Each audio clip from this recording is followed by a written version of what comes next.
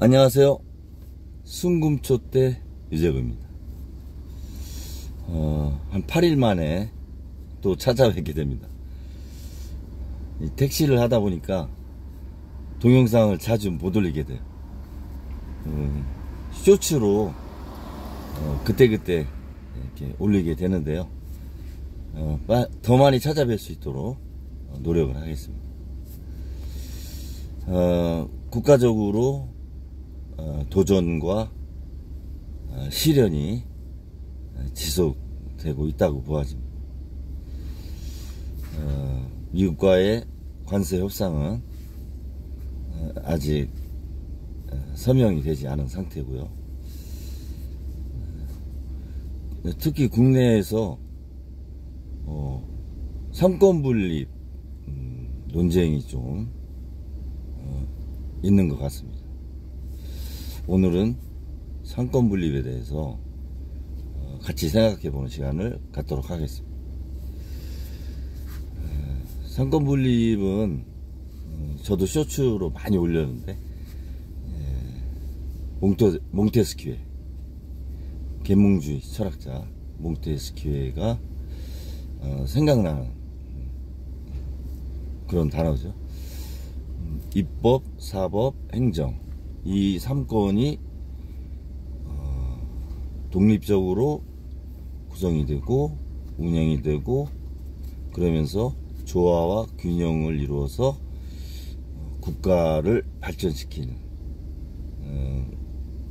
그런 사상이 담겨 있죠. 민주주의에서 상당히 많이 제도로 자리 잡았는데, 현실적으로 3권이 자리를 잡아 나가는 과정이 좀 필요하게 되죠. 특히 이제 후진국 같은 경우는 행정부가 절대 권력을 장악하지 않습니까? 그래서 입법, 사법을 다 장악해서 독재화 되죠. 그러다 보니까 나라가 발전하지도 못하고 후진국에서 머무르게 되는 그런 상황이 많이 나타나고 있죠. 한국도 그런 과정이 있었지 않습니까? 국민들이 깨어있는 시민의 힘으로 민주화를 두세 번에 걸쳐서 이룬 결과 어느 정도 3권이 안정적으로 제도로 자리 잡았고, 현실적으로도 조화와 균형을 그래도 이루어가고 있다고 생각을 했는데, 새 정부 출범하면서 3권에 대한 논쟁이 좀 있습니다. 그 시발점은 뭐 소급하면 영장을 청구했는데 어떤 건 되고 안 되고 뭐 이렇게 해서 갑론을박이 있지만, 대선 기간 동안에 이재명 후보에 대한 대법원의 파기환송 부분, 그 부분이 시발점이지 않았나 이렇게 이제 봐지죠. 조희대 대법원장이 언론이나 방송에서 좀 이례적이다, 상당히 예측하지 못했던 파기환송심이다, 이런 보도가 있었어요. 왜냐하면 2심에서 무죄가 되지 않았습니까? 그런데 대법원에서 그런 파기환송심이 났기 때문에 유력한 대선 후보에 대한 파기환송심, 그것도 절차가 상당히 압축적으로 이루어졌죠. 저는 그래서 조희대 대법원장이 사법부가 스스로 독립이 되려고 하는 그런 독립적인 지위를 훼손한 건 없는지 스스로 한번 돌이켜볼 면도 있다, 이렇게 보아집니다. 전국 법관회의도 하시고 했는데 사법부도 자정기능이 있어야 돼요. 항상 누구를 심판하는 그런 자리에만 계시다 보니까 스스로를 돌아보는데 인색하게 될 수 있어요. 그래서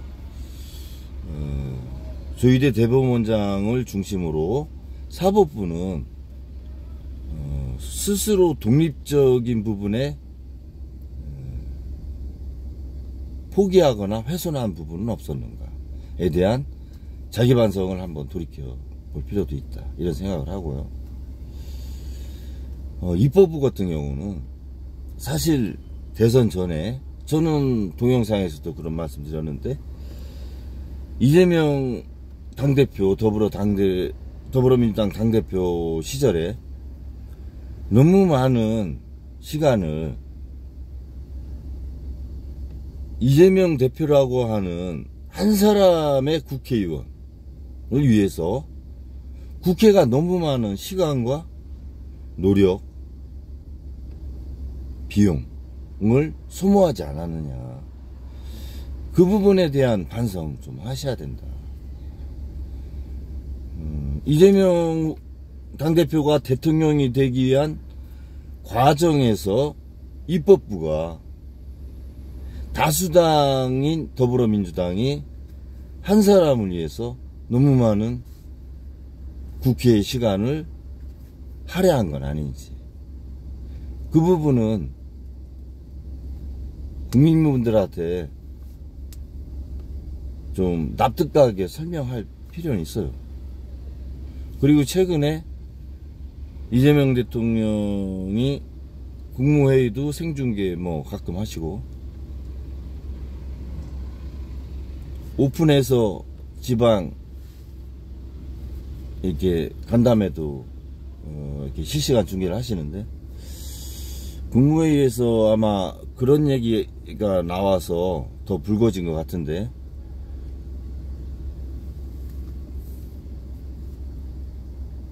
권력의 어떤 서열을 주는 듯한 느낌의 발언이 있으셨죠? 선출직과 비선출직, 임명직. 국가의 의전서열은 있죠. 의전서열은. 그것이 꼭 권력 순위다, 이렇게 보긴 좀 어려운 부분이 있어요. 왜냐하면 의전이라는 것은 어떤 국가 공식 행사의 자리를 정하는 거거든요. 그렇기 때문에 꼭 권력순이다, 이렇게만 보긴 어려운 겁니다. 그래서 이재명 대통령이 한 번 더 생각을 하시고 말씀을 하셨으면 좋았지 않느냐, 그런 생각이 듭니다. 행정부가 집행기관이다 보니까 국회에서 법을 만들어서 그 법으로 집행을 하고, 또 국회는, 사법부는 국회에서 만든 법을 가지고 정의사회를 구현하지 않습니까? 재판을 통해서. 행정부는 입법부와 사법부를 생각 안 할 수는 없죠. 국민들을 대상으로 국정과 행정을 하기 때문에, 집행하는 과정에서. 그렇다고 해서 대통령이 임명했다고 해서 대법원장보다 대통령이 위다, 묵시적으로는 위죠. 국민이 선출했으니까. 그래서 저는 대법원장도 국민이 선출해야 된다. 3부 요인은 국민이 선출하는 게 맞지 않느냐, 그런 생각을 해봅니다.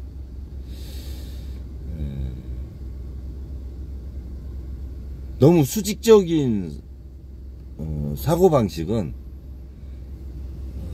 지금 같은 어려운 시기, 도전과 시련이 이렇게 엄습해오는 시기에 좀 적당하진 않죠. 수평적인 사고. 물론 이재명 대통령이 상당히 대화 소통을 많이 하시고 권위주의적인 부분을 배제하려고 노력하는 건 알아요.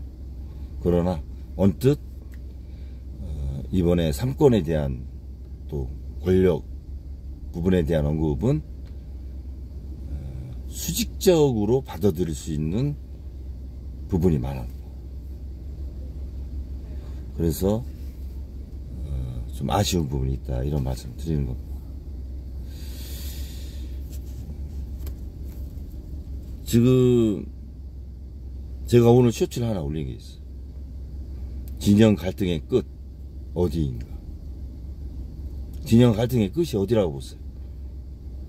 저는 사회 발전에 동력이 상실하는 거다.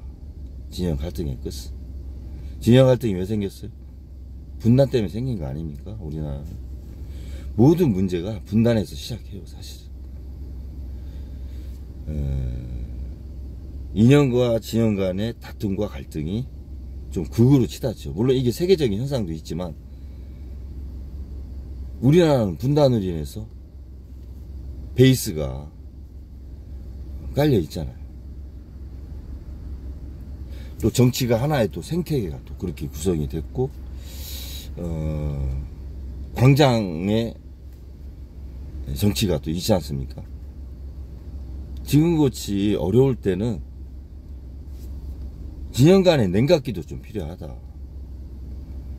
아니, 왜 안 보이고 있는 거 다 달라고 하는데 동맹이라고. 지금 이게 미국이 이제 혈맹이라고 하는 표현은 저는 좀 지나지 않았냐. 혈맹인 세대는 다 돌아가셨어요. 필요라는 세대는 6.25 때 다 돌아가시지 않았습니까? 지금은 혈맹보다는 이제는 에어리어, 지리적인, 지역적인 그런 동맹, 또 스페이스, 공간 내지는 우주, 그런 AI에 연결된 그런 동맹으로 조금 동맹의 의미가 이동해야 되지 않느냐, 이렇게 생각도 해봅니다.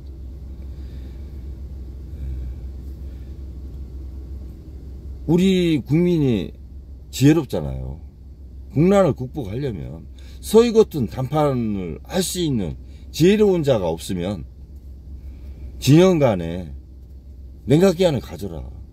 당장도 조금 자제하시고, 정치권도 현안, 국가의 현안부터 초당적으로 해결해 나가는 모습을 보여주면 국민의힘도 다시 도약할 수 있는 토대가 되는 겁니다.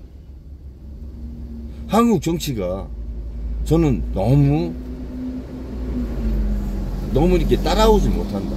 이끌어줘야 되는데, 정치가 경제나 사회 모든 분야를 이끌어줘야 되는데 오히려 정치가 발목 잡고 있는 상황 아니냐, 그런 생각이 많이 듭니다. 진영 대립을 계속 유도하지 않습니까? 선거 때면 특히 분열, 불안, 경제가 성장이 둔화되고 사회 구조가 변화되고 개인의 삶까지 영향을 준다는 것이죠. 그런 부분에서 지혜롭게 냉각기한을 좀 갖는 광장 정치든 국회든 일정 부분 현안부터, 국가의 현안부터 초당적으로 대응하는 자세. 국가마다 어르신이 있죠. 저는 나라에 어르신이 없는 거, 없어서 그런 것 같아요. 상징적인 어른, 그런 분들이 좀 있으면 좋은데, 지금 국가의 원로라고 하시는 분들이 정치권에 크게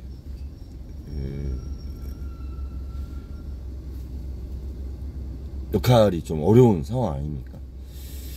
그런 아쉬움도 좀 있는 거죠. 택시를 제가 이제 3주 됐는데요. 저는 문구점 하면서 우리 업계만 어려운 줄 알았어요. 근데 택시 해보니까 택시 업계도 정말 힘들더라고요. 7년 전에 할 때하고는 너무 다르고 손님도 많이 줄고 로보택시 나오고 뭐 우버 이렇게 또 실시되고 하면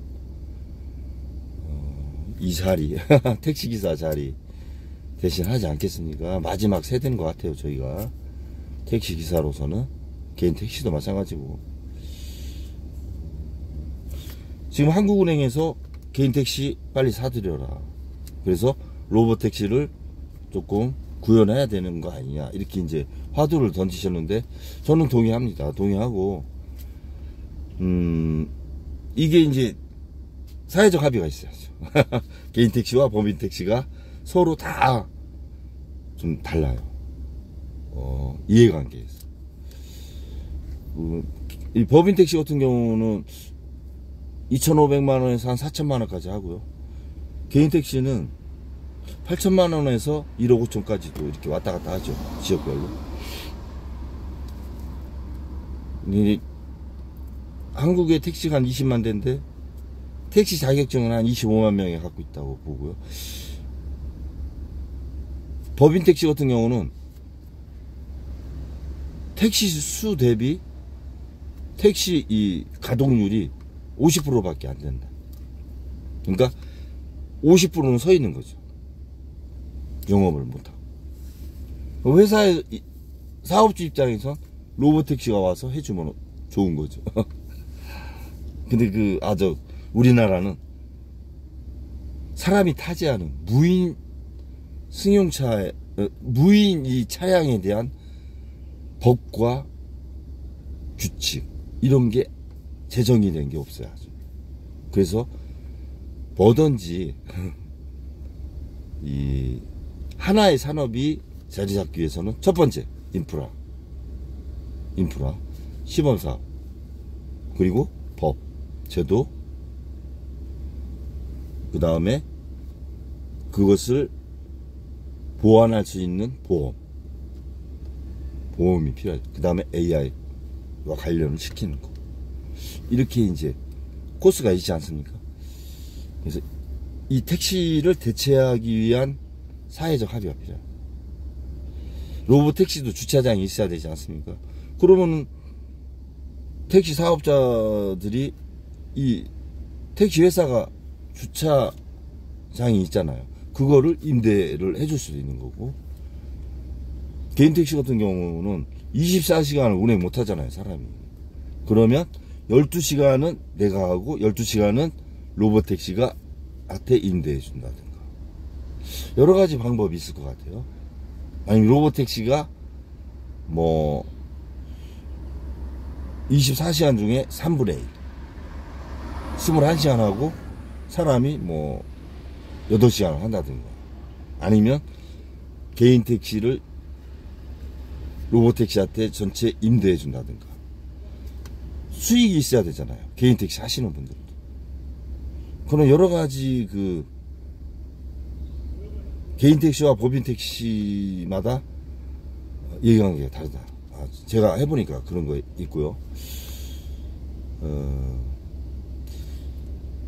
이 진영 간의 다툼이 있고 사회적 합의가 잘 되지 않잖아요. 진영 간의 갈등이 있어요. 그리고 공동체의 연대감이 불신과 그런 서로 간에 대한 불만, 이런 것 때문에 연대감이 약해져요. 그러니 같은 곳을 바라보지 못하게 되는 거죠. 상권 분리, 상당히 철학이 있는 용어죠. 철학이 담겨 있는 겁니다. 그것을 철학을 현실에 적용을 하니 어렵죠. 어려운 거죠. 어려운데 인간은 참 영악하지 않습니까? 현실에 적용해서 수정 발전해오고 있어요. 그런 과정에서 사람권 분리 보는 시각으로 우리가 과연 논쟁할 상황이냐. 행정, 입법, 사법 이 3권 각자의 공동체에 대한 이기주의적인 생각에서 벗어나야지. 그러지 않으면 상권분립이 되겠습니까?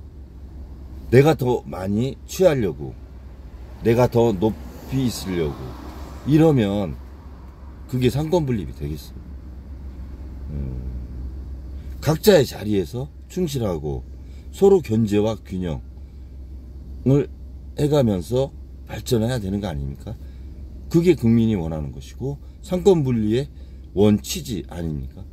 그것을 왜곡해서 받아들이고 말을 하면 안 된다. 그리고 아까 말씀드렸듯이 저희 대법원장은 그런 민감한 시기에 그런 결정을 하게 된 부분에 대해서 판결문을 읽는 것으로는 국민들이 납득하기 어려운 부분이 있잖아요, 솔직히.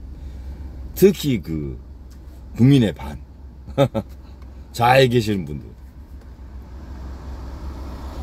그런 부분들이 있으니 항상 저는 솔직하게 하면 된다. 국민들한테 솔직하면 돼요. 지금 한미 관세 협상도 덜 전해지는 게 있는 것 같아요, 제 생각에. 물론 비공식적인 회담에 대해서 이것은 서로 비공식으로 하자 이렇게 됐으면 안 해야죠. 하지만 일정 부분 국민한테 알려줘야 될 부분에 대해서는 알려줘야 돼요. 지금 어떻게 진행되고 있는가. 막연히 3,500불을 줘야 되는데 돈은 없고, 통화수화부 무제한 지렛대로 던져놔. 그래서 반응을 보고 이렇게만 국민이 봐서는 어렵다는 거죠. 1안, 2안, 3안 시나리오가 어떻게 가고 있는 건지. 용산 대통령실에서는 국민들한테 조금 더 소상하게 그러한 한미 관세 협상에 대한 부분을 알려줄 필요가 있다. 그런 생각이 듭니다. 지금 10시 15분인데요. 제가 어제 아침에 일어났는데 이 옆구리가 못 돌리겠더라고. 잠을 잘못 잤나? 여기 담이 왔나? 이 차문을 열고 내리는 것도 힘든 거야. 그러니 손님들이 제가 운전할 때 얼마나 불안하고 있어요. 그래서 1,000원씩 어떨 때 빼줘요. 미안하다고. 천천히 가서. 이게 원래 시간거리 병산이라 돈은 같이 나오거든요. 근데 들어가요. 미안해서 안 되어서 손님들이 불안해서 타갔어요. 오늘 입금도 못 채웠는데 들어가야 돼. 그래 이게 제가 볼 때는 더 운행하기가 좀 어렵고 파스 붙였는데도 안 나서요. 약도 먹었는데 병원을 가봐야 되나. 아무튼 어렵습니다. 제가 이 자리에서 방송한다는 게 벌써 어려운 거 아니에요? 변화가 있잖아요. 문구점 가게에서 하다가 지혜롭게 좀 국민들이 갔으면 좋겠다는 생각이 듭니다. 이 공동체가. 그러기 위해서는 국민의 대표 하시는 분들이 바로 서야지. 그러지 않으면 안 돼. 내년 지방선거, 내후년 총선, 그리고 차기, 갤럽은 100일 새 정부 100일 됐는데 차기 대권 후보 조사 이거 하면 되겠습니까? 그거는 좀 예의가 아닌 것 같은데. 아무튼 납득하게 가야 된다. 이런 생각 듭니다. 어제 오늘 주말 휴일이었는데요. 편한 시간 되시고 내일은 또 새롭게 파이팅하는 그런 월요일 되시기 바라면서 방송을 마치겠습니다. 감사합니다.